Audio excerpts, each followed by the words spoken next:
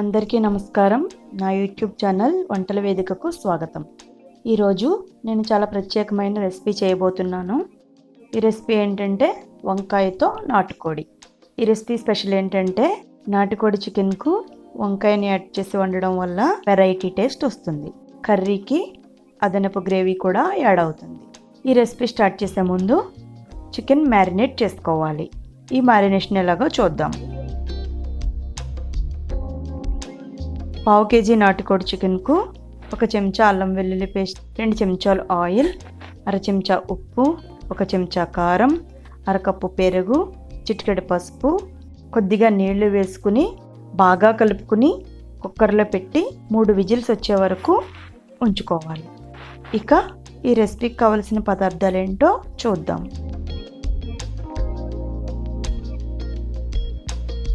Marination chicken 1/2 kg, వంకాయలు 1/2 kg, ఉల్లిపాయలు పెద్దవి 3, పచ్చిమిరపకాయలు 6, కారం 2 చెంచాలు, అల్లం వెల్లుల్లి పేస్ట్ 1 చెంచా, వేరుశనగ నూనె 100 గ్రాములు, ఉప్పు సరిపడినంత, పసుపు చిటికెడు.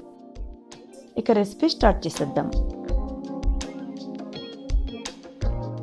ముందుగా స్టవ్ మీద ఒక బాండీ పెట్టుకుని ఆయిల్ వేసుకుని వేడెక్కాక ఉల్లిపాయ, పచ్చిమిర్చి ముక్కలు ఈ విధంగా వేసుకుని బాగా వేయించుకోవాలి.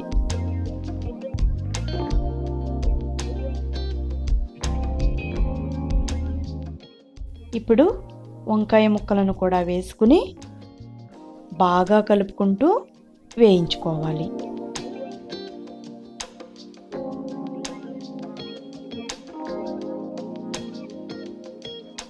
నేను ఈ రెసిపీకి తెల్ల వంకాయలు తీసుకున్నాను.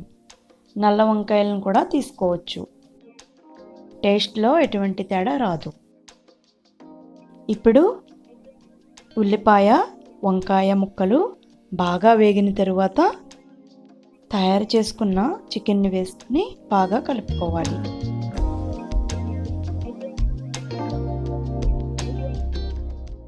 ఇప్పుడు కారం, పసుపు, సరిపడా ఉప్పు, అల్లం వెల్లుల్లి పేస్ట్ వేసుకుని కలుపుకోవాలి. ఇలా 2 నిమిషాలు ఉడికిన తర్వాత బాగా వేగినవి అని డిసైడ్ అయిన తర్వాత 1 కప్పుడు నీళ్లు పోసుకుని కర్రీ దగ్గర పడేంత వరకు ఉడికించుకోవాలి. ఈ ప్రాసెస్లో స్టవ్ లో ఫ్లేమ్లో ఉంచుకోవాలి.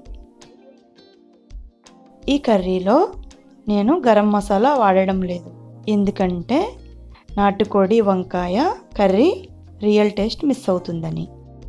ఈ కర్రీ దగ్గర పడిన తర్వాత ఆయిల్ పైకి తేలిన తర్వాత నెమ్మదిగా సిమ్ చేసుకుని 1-2 నిమిషాలు ఉంచుకొని వేరే బౌల్లో తీసుకుని సర్వ్ చేసుకోవడమే. ఈ కర్రీ తయారు చేయడానికి సుమారుగా నాకు అరగంట పట్టింది. ఈ కర్రీ వేడివేడి అన్నంలోకి, చపాతీలోకి చాలా బాగుంటుంది. ఈ వీడియో మీకు నచ్చినట్లయితే లైక్ చేయండి, షేర్ చేయండి, నా ఛానల్కి సబ్స్క్రైబ్ చేసుకోండి. ఈ కర్రీ ఎలా వచ్చిందో కామెంట్ చేయండి. మరొక చక్కటి వీడియోతో మరలా కలుద్దాం. అంతవరకు సెలవు. నమస్తే.